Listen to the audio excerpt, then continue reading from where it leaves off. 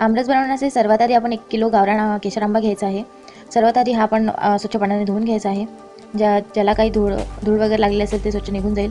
नंतर हलक्या हाताने आपल्याला याला सर्व बाजूनी प्रेस करायचं आहे, जेणेकरून जो रस आहे तो आतमध्ये साठला जाईल. सर्व आंब्यांना आपल्याला अशाच प्रकारे करायचं आहे. मस्त असा जो गर आहे आंब्याचा तो आतमध्ये साठला जातो. हलक्या हातानेच करायचं आहे.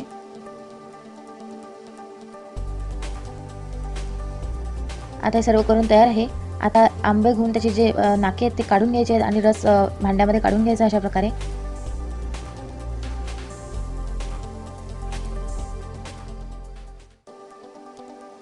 परत दाखवते. नाके काढून त्यातील जो रस आहे तो काढून घ्यायचा आहे. सर्व काढून घेते आता.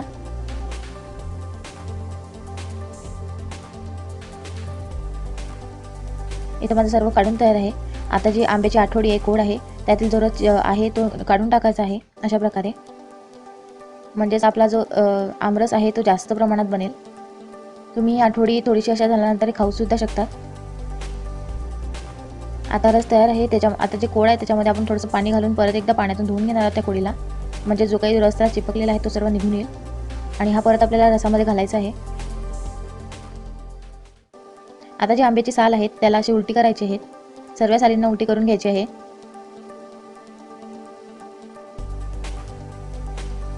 यामध्ये सुद्धा थोडं पाणी घालून आपण हे जे साल आहे धुवून घेणार आहोत पाण्यामध्ये.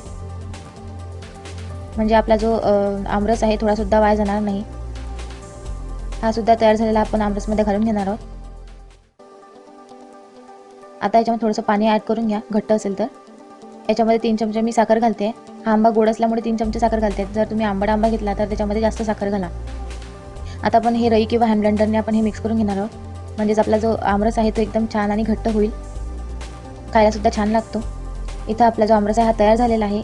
अशा प्रकारे आपल्याला सर्व करायचा आहे. खूप छान झालेला आहे तयार. तुम्हाला याच्यामध्ये तूप आवडत असेल तर तूप सुद्धा घेऊ शकता. तूप टाकल्याने हा आंबा जो आहे तो बाधत नाही. तुम्हाला जर ही रेसिपी माझी आवडली तर या व्हिडिओला नक्कीच लाईक करा आणि हा व्हिडिओ जास्तीत जास्त शेअर करा.